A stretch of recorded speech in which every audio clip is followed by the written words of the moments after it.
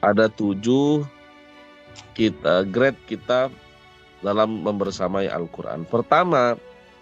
Level pertama adalah Al-Quran wajib kita dengarkan.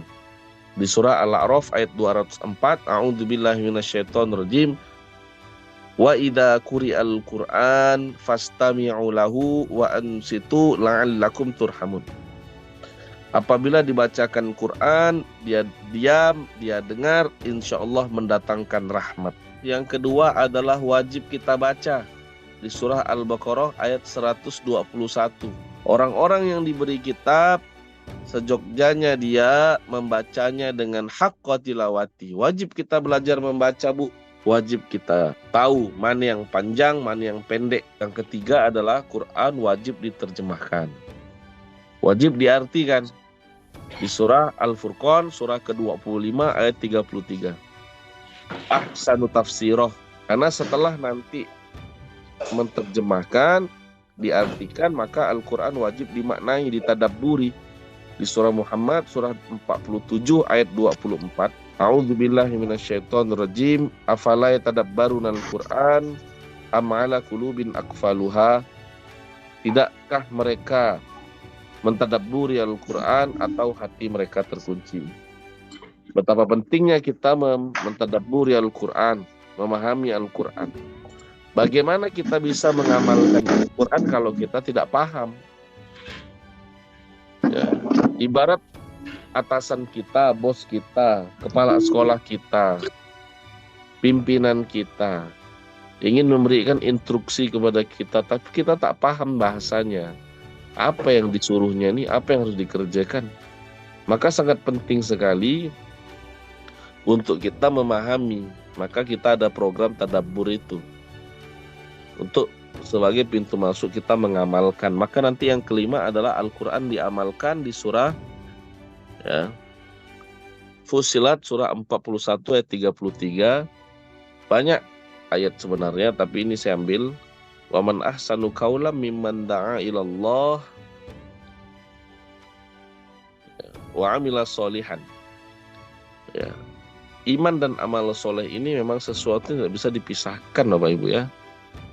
Ya, karena kabura maqtan indallah, sangat dibenci di sisi Allah ketika orang mengatakan sesuatu apa yang tidak dia kerjakan. Artinya pengamalan ini penting, ya, masuk dalam level ke-5. Yang ke-6 bahkan wajib juga kita mengajarkan. Di surah Al-Imran ayat 79, bima kuntum tu'allimunal kitab wa bima kuntum tadrusun. Ya.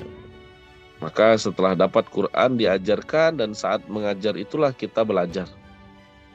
Ya, jadilah kamu para pengabdi Allah karena kamu mengajarkan kitab dan mempelajarinya.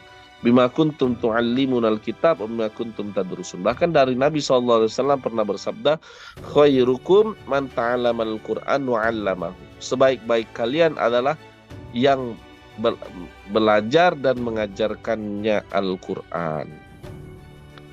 Jadi Al-Quran jangan hanya untuk diri kita sendiri, tapi kita sharingkan kepada orang-orang yang ada di sekitar kita. Dakwah. Baru yang terakhir, Al-Quran wajib dipelihara, dihafalkan. Di surah Al-Hijr, surah ke-15, ayat ke-9. Inna nahnu nazzalna dzikra wa inna lahu lahafizun. Sesungguhnya kamilah yang menurunkan Al-Quran dan kami pula yang memeliharanya. Jadi ini adalah 7 hal yang harus kita lakukan terhadap Al-Quran. Walaupun lahafizun ini kita letakkan di nomor terakhir, nomor teratas. Namun ini juga yang kita jadikan sebagai pintu masuk. Gemar generasi menyayangi Al-Quran, pintu masuknya lewat menghafal. 1 hari 1 ayat Ar-Rahman. Insya Allah setelah Ar-Rahman lanjut lagi surah berikutnya. Ya, kita dari menghafal. Kenapa menghafal? Lihat program Gemar ini Bapak Ibu. Ketika Bapak Ibu ikut program Gemar, otomatis Bapak Ibu mendengarkan bacaan dari Ustadz Aiman, dapat 1. Yang kedua Bapak Ibu ikut baca, dapat 2. Yang ketiga Bapak Ibu hafalkan artinya, dapat 3. Yang keempat, dimaknai lagi setelah itu, ditadabburi, dapat 4. Yang kelima, Bapak Ibu amalkanlah setelah itu, dapat 5. Yang keenam, Bapak Ibu ulang-ulang, share, bantu mengajarkan. Ini tidak harus dari lisan kita share saja link ini, kita share saja ya konten-konten ini, insya Allah jadi amal jariah kita. Jadi pintu menghafal ini pintu masuk untuk semua. Jadi mana yang harus didahulukan? Ya, kita kalau kembali ke pertanyaan tadi, mana yang harus didahulukan? Kita bisa dapatkan semuanya. Kalau bisa langsung semuanya, kenapa tidak? Karena waktu ini terbatas. Apalagi kita sudah di usia senja. Mana lagi kita bisa memilih, kecuali kurikulum sekolah. Nah, memang kalau di pondok, kita ada level tingkatan, anak-anak harus ngapain dulu, baca Quran dulu, tuntaskan bacaannya, baru program menghafal.